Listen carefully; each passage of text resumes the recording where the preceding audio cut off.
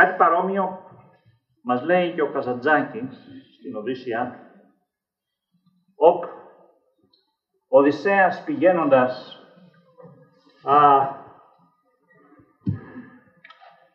κάπου στην Αίγυπτο κάτω, στην άγρια ζούγκλα της Αφρικής, το κυνηγάει ο Μενέλαος,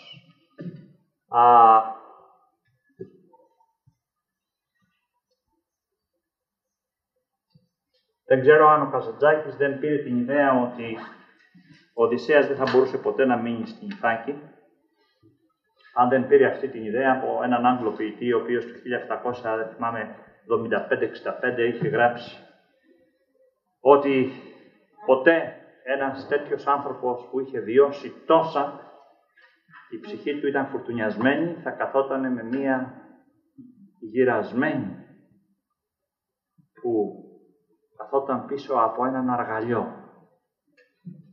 Ένα πολύ ωραίο ποίημα. Τέλος πάντων, θα αφήνουμε αυτό και πάμε στο Καζαντζάκη. Ο Καζαντζάκης φτάνει σε μια φάση που κατά κάποιο τρόπο έχει πάρει όλα αυτά που συμβαίνουν στον νησού και αυτό το σημείο στην Οδύσσειά του θα μπορούσαμε να το πούμε ο εφτακέφαλος Θεός. The seven-headed, τουλάχιστον επειδή το έχω διαβάσει στα αγγλικά, έτσι. Ο εφτακέφαλος Θεός. The seven-headed God.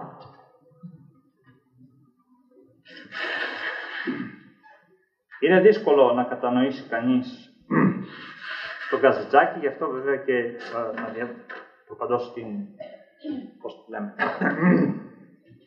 την Οδύσσειά του, αν δεν έχει διαβάσει καλά Βουδισμό, Ινδουισμό, Νίτσε, έτσι, τα μεγάλα αστέρια που έλεγε τους καλούσε σαν πνεύματα να έρθουν να τον βοηθήσουν στο έργο του. Και μας περιγράφει πως ο Οδυσσέας βρίσκει αυτό το πράγμα που είναι σαν ένα άγαλμα, αλλά δεν μας το δίνει οπτικά, μας το δίνει με την αφή του. Πιάνει το πρώτο κεφάλι του πρώτου Θεού και μας περιγράφει τι νιώθει. Βέβαια αυτό ο Καζαντζάκης είναι αποκαλυπτικός από αυτή την πλευρά, με την έννοια την εξής. Η Αποκάλυψη του Ιωάννη μας δίνει, όταν πας στην τέταρτη, πέμπτη διάσταση, πώς μπορούν να γίνουν όλες αυτές οι αλλαγές. Ο Καζαντζάκης βέβαια σε έναν άνθρωπο που είναι σε γήινο πεδίο και είναι επεδομένος, πυθισμένος, κολλημένος στα γήινα, είναι σαν αυτούς, σαν τον απίστευτο άπιστο Θωμά. Αν δεν δω που μπήκα τα καρδιά, δεν πιστεύω. Αν δεν βάλω το χέρι μου, δηλαδή αν δεν το πιάσω. Είναι μερικοί που είναι αφικοί, είναι μερικοί που είναι γευστικοί. Άλλοι οπτικοί και άλλοι άλλα. Και μας περιγράφει πώς αρχίζει και με το χέρι του χαϊδεύει και μαθαίνει αυτό το Θεό. Που βέβαια είναι και το πρώτο κέντρο. Πρέπει να το βρω και κάποτε να σας το εξηγήσω έτσι πως το παρουσιάζει ο Καζαντζάκης. Βέβαια θα ήθελα να το βρω στα ελληνικά, αλλά θα δούμε πώς θα γίνει. Και να κάθομαι να μεταφράζω τον Καζαντζάκη από τα αγγλικά στα ελληνικά είναι κάπως δύσκολο. Και έχω πάει και τόσα χρόνια που το έχω διαβάσει. Το έχω κάπως μάθει απ' έξω. Και μετά προχωράει σε αυτούς τους άλλους 6 θεούς και όταν φτάνει στον 7ο σημαίνει κάτι το περίεργο. Είναι και δεν είναι εκεί η φάτσα του Θεού. Το κεφάλι του. Το βλέπει και δεν το βλέπει. Το αγγίζει και δεν το αγγίζει. Και αναρωτιέται. μήπως έχω πάθει κάτι. Οδυσσέας. Βέβαια, για να το λέει ο Οδυσσέας, πάει να πει ότι ο Καζαντζάκης είχε περάσει αυτά τα πράγματα, αλλιώς δεν εξηγούνται. Γιατί σε κάποια φάση, θα το βρω και αυτό το σημείο να σας το διαβάσω, έχει μια πολύ ωραία περιγραφή όταν ο Καζαντζάκης μπαίνει μέσα στη χριστική συνειδητότητα. Αυτά για πολλούς ανθρώπους, για τον Καζαντζάκη δεν τα γνωρίζουν καθόλου, αλλά επειδή είχα ασχοληθεί από μικρός με ταοισμό και βουδισμό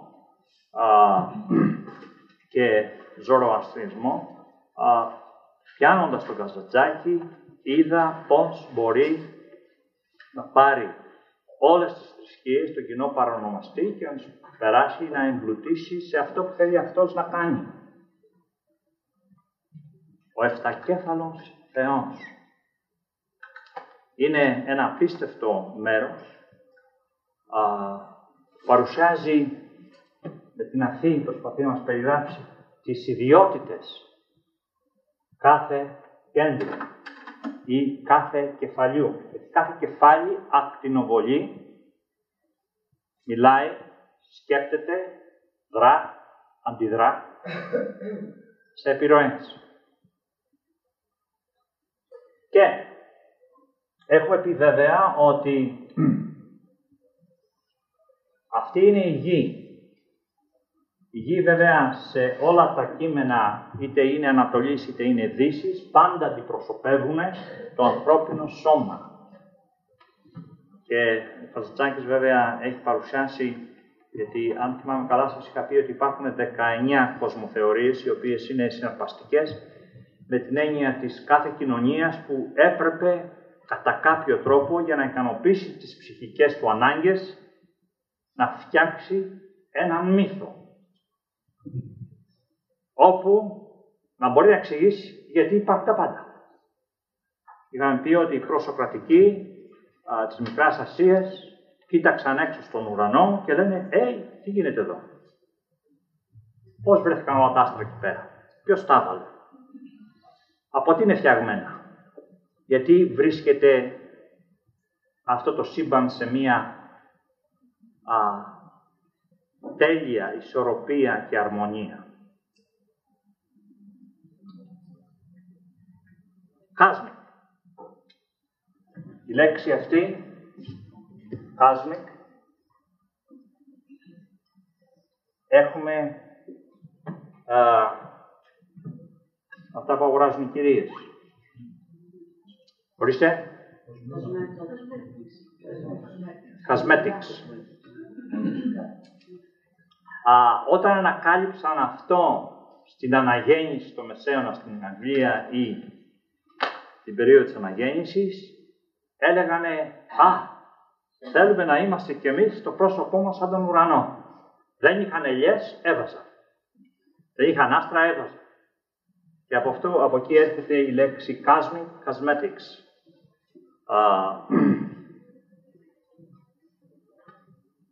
Οι προσοκρατικοί, βέβαια, έχουν δώσει, αν τους έχετε μελετήσει σωστά, σχεδόν όλα τα στοιχεία, κανένας βέβαια δεν τα έχει δώσει όλα. Ο Αριστοτέλης προσπάθησε να τα αξιολογήσει και να τα κουμαντάρει, να τα μαντρώσει και να τα δώσει κάπως όλα μαζί. Ο καθένας βέβαια είχε πιάσει ένα μικρό κομματάκι της μεγάλης αλήθειας. Παρόλο που φαίνεται ο ένας να μην συμφωνεί με τον άλλο. Επομένως, ο κάτος κόσμος ή ο κόσμος στη γη που ζούμε έχει να κάνει με τις δραστηριότητες αυτών των 7 κεφαλιών θεών. Και αυτά τα πάνω έχουν να κάνουν με πράγματα, ναι μεν στη γη, αλλά ταυτόχρονα σε κάποιο επίπεδο όταν φεύγει το σκοτάδι που είναι καλυμμένα και βουτυγμένα μέσα, στο σκοτάδι ή στη μπίσα, με πραγματικότητες ή κόσμους πέρα από αυτόν τον κόσμο. Βέβαια, όπως λέει ο Καζαντζάκης, ή μάλλον θυμάμαι καλά, το έχει ο Μάρλο και ο Γκέτε στο Δόκτορα Φάουστ. Είναι δύο έργα που θα σας έλεγα να τα διαβάσετε. Δεν ξέρω αν υπάρχουν στα ελληνικά. Ο Μάρλο έζησε, ο William Μάρλο έζησε την ίδια εποχή με τον Shakespeare, αλλά στα 22 του χρόνια έγραψε ίσως μία από τις καλύτερες τραγωδίες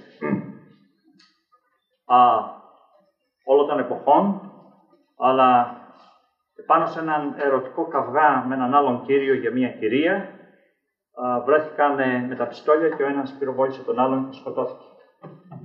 Και έτσι χάσαμε μία μεγάλη μεγαλοφυΐα. Πώς διαπραγματεύονται, γιατί εδώ είναι σαν να είναι το αλέτρι. Ξέρετε το αλέτρι. Μερικοί από εσάς πρέπει να ξέρετε, αν έχετε ζήσει σε χωριό. Έτσι. Το αλέτρι, όταν έχει ζεύσει τα 4 άλογα, πρέπει να βαδίζει το δρόμο, τον ίσιο, τον ευθύ. Αλλιώς η αυλακιά στραβώνει. Ορίστε.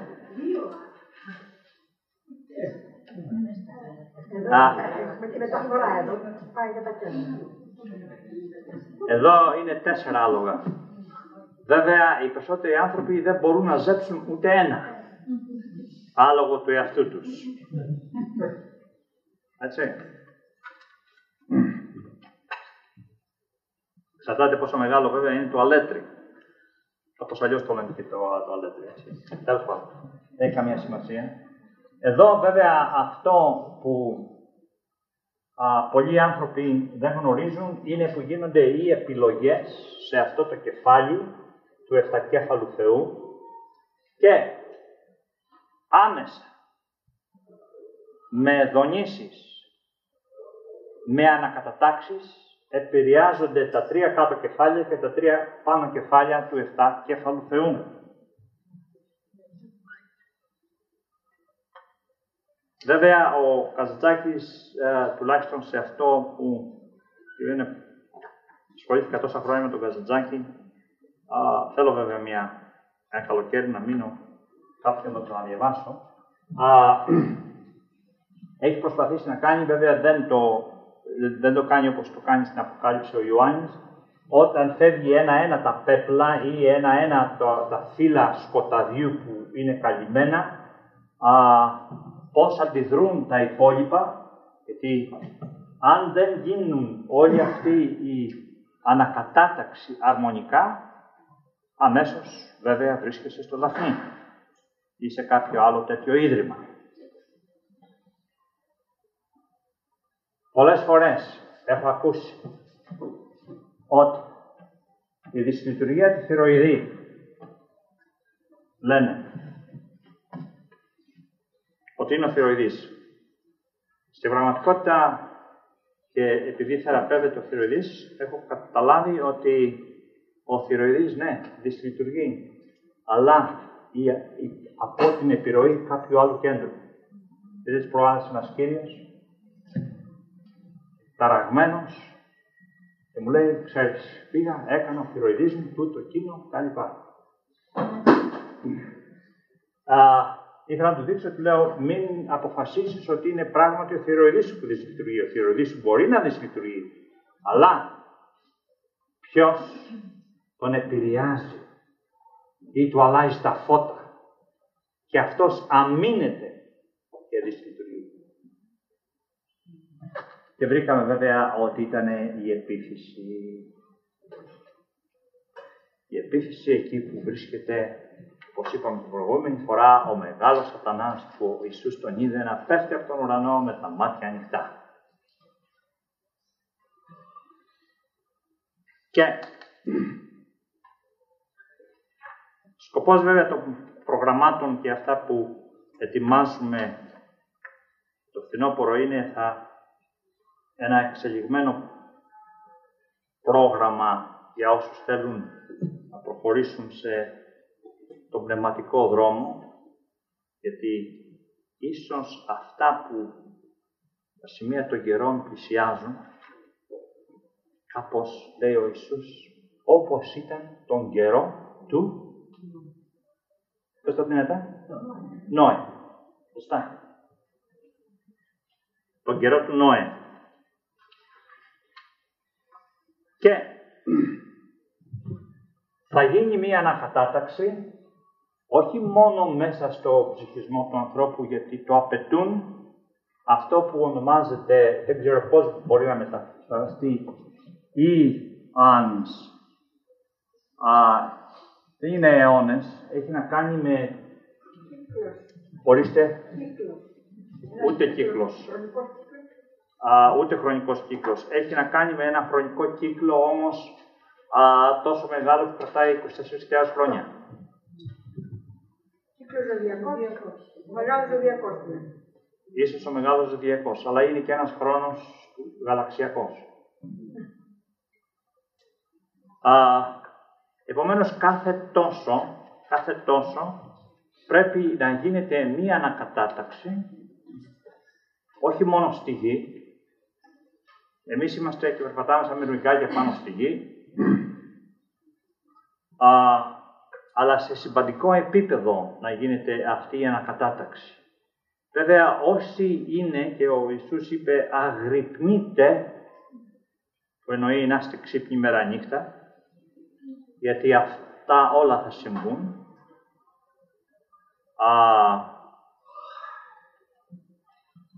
Δεν μπορούμε να ξεφύγουμε από αυτό. Είναι δεδομένα πράγματα. Γίνονται τηλεσίγραφα. Με την έννοια ότι κάποιοι συμπαντικοί νόμοι, τροχονόμοι ή πες όπως θέλετε, τους ονομάζουν τροχονόμους, πιάνουν κλέφτες, ψεύτες και οτιδήποτε άλλοι, προσπαθούν να αποδράσουν ή να ξεφύγουν ή να αλλοιώσουν την πραγματικότητα, αλλά κανένας δεν μπορεί να ξεφύγει από αυτό που λέγεται το πεπρωμένο του. Επομένως, μπορούμε να δώσουμε και μία άλλη διάσταση σε αυτό που σας έλεγα, μάλλον σας το έχω δώσει και το ξέχασα. Ότι ο κάθε ένας μας είναι παλουκοδεμένος. Ωραία λέξη, Ορίστε. Παραστατική. Μ' αρέσει να χρησιμοποιώ όρους που θα χρησιμοποιήσει η θεία μου η Αργύρο. Ένας άνθρωπος είναι καπιστρωμένος. Ωραία λέξη. Και δεμένος στο παλούκι της μοίρας του. Αν το βάρος του σκοταδιού του είναι 100 κιλά. Εκείνο που είναι ανάλαφρο το σκοτάδι του, είναι δεμένο στο παλούκι του, το παλούκι του μπορεί να είναι εδώ πέρα. Έτσι. Επομένως, ο χώρος μέσα στον οποίο μπορεί να κυκλοφορεί είναι τόσος, ενώ εκείνος, ο χώρος του είναι τόσος. Τι γίνεται τώρα στον Ιησού, ανεβαίνοντας στα Ιεροσόλυμα? Το σχοινί του παλουκιού του μεγαλώνει μέρα με τη μέρα, κάθε φορά που ξεπερνά ή βγάζει ένα σκοτάδι που έχει φορτωθεί στο παρελθόν. Θέλω να το καταλάβετε. Όλοι θα υποστούμε την ίδια διαδρομή. Κάποτε.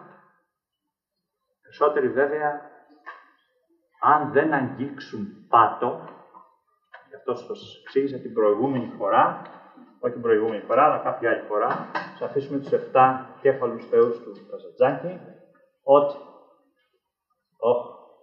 έγραψαμε τέτοιο φιλοσβήνη. Ο κύκλος, εδώ ήταν ο Αδάμ και εδώ φτάνει ο Ιησούς, που αντικρίζει τον εαυτό του. Σε κάποιο πεδίο εδώ πέρα είναι που χάθηκανε όλα. Αυτοί που βέβαια έχουν βρει τον εαυτό τους και έχουν μείνει κάτω σε αυτό που θα λέγαμε κόλαση, και είναι πολλοί που είναι ικανοποιημένοι.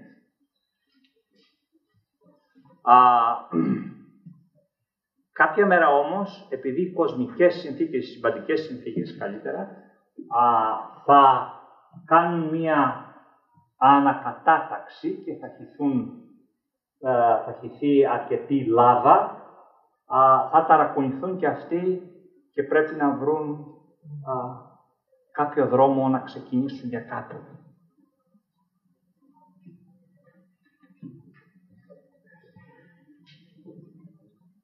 Ένα από τα πράγματα βέβαια που αλλάζει, και αυτό είναι το πιο συναρπαστικό, βέβαια αυτό δεν είναι για να ακουστεί από όλους, είναι όταν γκρεμίζεται ή φεύγει αυτό το πέπλο του έκτου κέντρου, είναι σχεδόν και τρέλα, είναι και τρόμος, αλλά είναι και μία αγαλία, είναι ανάμεικτα όλα και λες, τι κάνω, προχωράω, να σταματήσεις και να μείνεις ακίνητος, δεν μπορείς. Γιατί η ακινησία είναι άνατος. Εδώ, στη γη, όλοι μας, δεν μας ανήκει τίποτα. Το λέει η Παλιά Διαθήκη. Ένα μόνο πράγμα. Σέρνουμε σαν καβούκι, όπως η χελώνα. Το θάνατο.